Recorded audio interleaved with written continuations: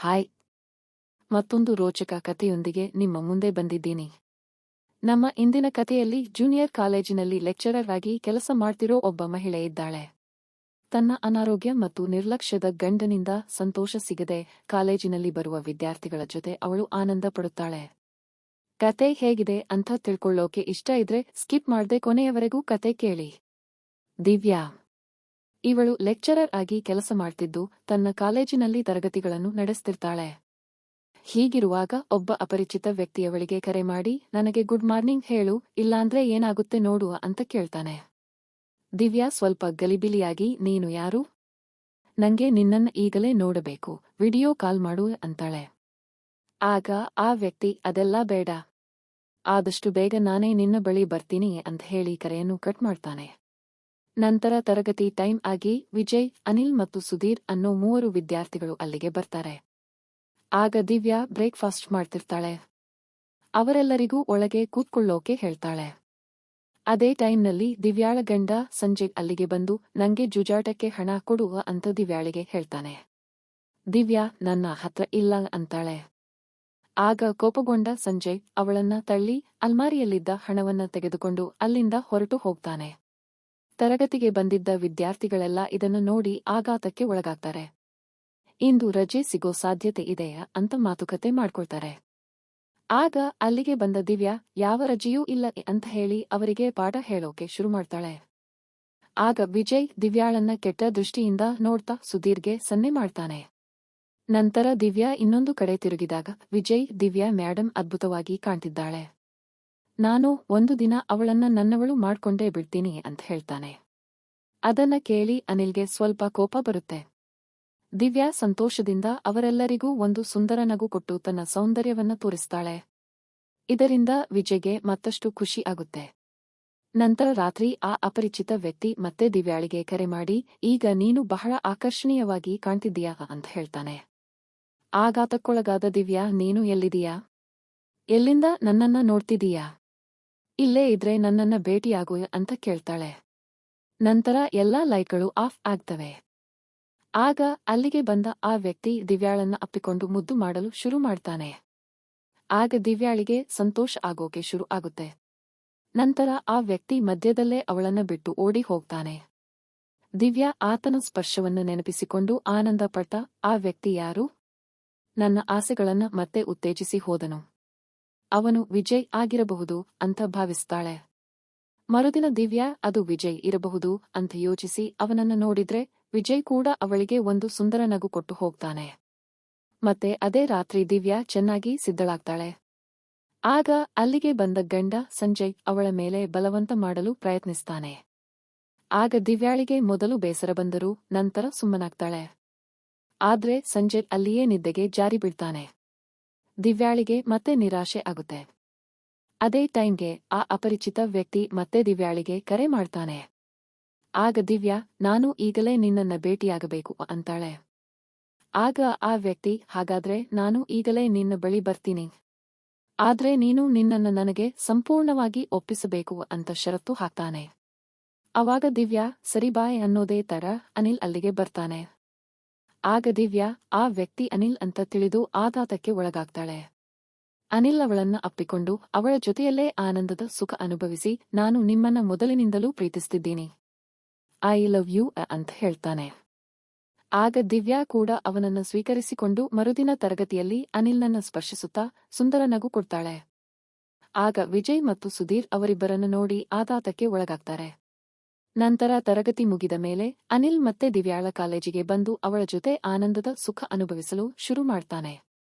ಆಗ ಗಂಡ ಸಂಜಯ್ ಅವರಿಬ್ಬರನ್ನು ನೋಡಿ ಆಘಾತಕ್ಕೆ ಒಳಗಾಗಿ ಅನಿಲ್ನ ತಳ್ಳಲು ಹೋಗ್ತಾನೆ.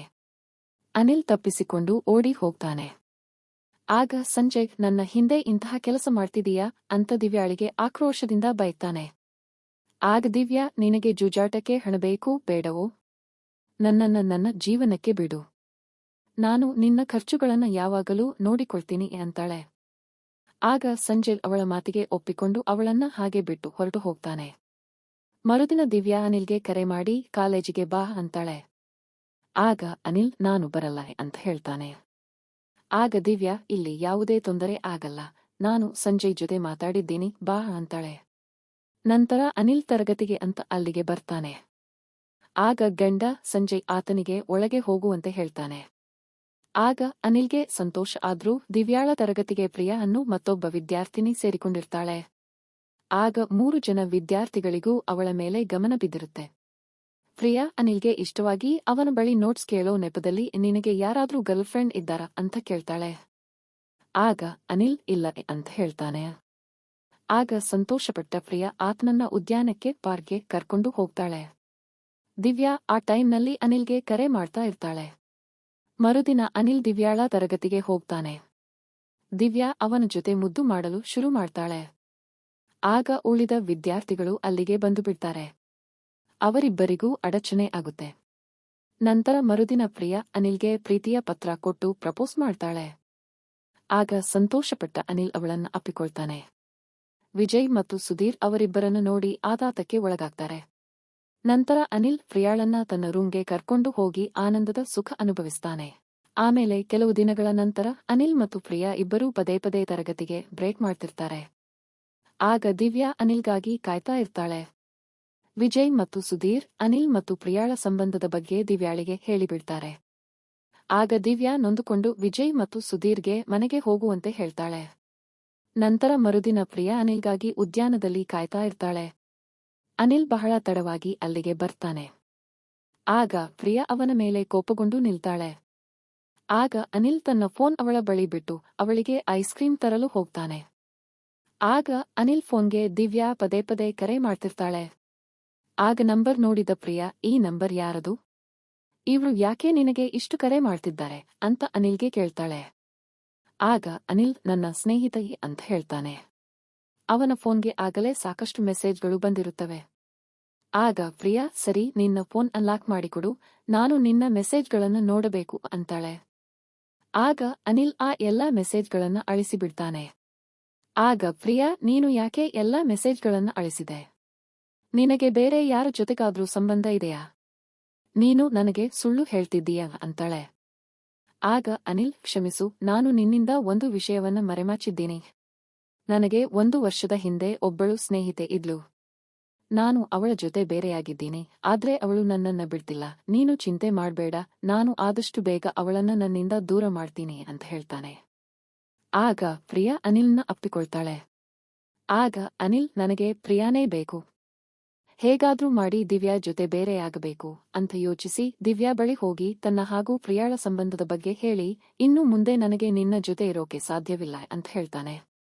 ಆಗ ಆಘಾತಕ್ಕೊಳಗಾದ ದಿವ್ಯಾ, ಬೇಕಾದಾಗ ಬಳಸಿ ಬಿಸಾಡಲು ನಾನು ಆಟದ ಸಾಮಗ್ರಿಯಲ್ಲ.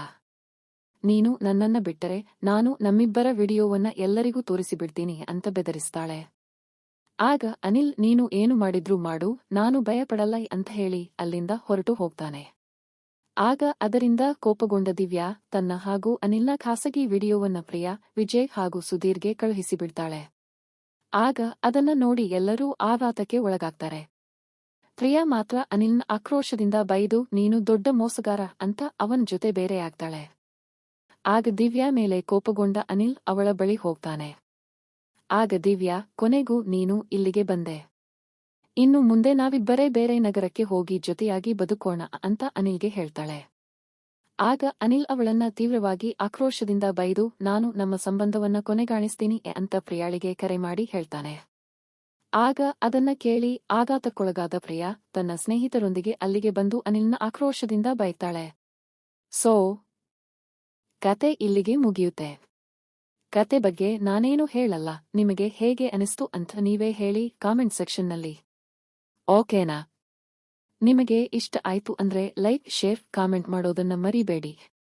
ಯಾರಾದ್ರೂ ಹೊಸಬ್ರು ನನ್ನ ಚಾನೆಲ್ನಲ್ಲಿ ಈ ಸ್ಟೋರಿಗಳನ್ನ ನೋಡ್ತಿದ್ರೆ ಸಬ್ಸ್ಕ್ರೈಬ್ ಮಾಡಿಕೊಂಡು ಪಕ್ಕದಲ್ಲಿರೋ ಬೆಲ್ ಐಕಾನ್ ಕ್ಲಿಕ್ ಮಾಡ್ಕೊಳ್ಳಿ. ನಾನು ಯಾವುದೇ ಸ್ಟೋರಿ ಅಪ್ಲೋಡ್ ಮಾಡಿದ್ರೂ ನಿಮಗೆ ನೋಟಿಫಿಕೇಶನ್ ಬರುತ್ತೆ.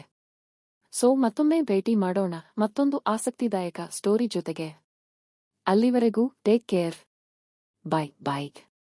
ನಮಸ್ಕಾರ. ಬಾಯ್.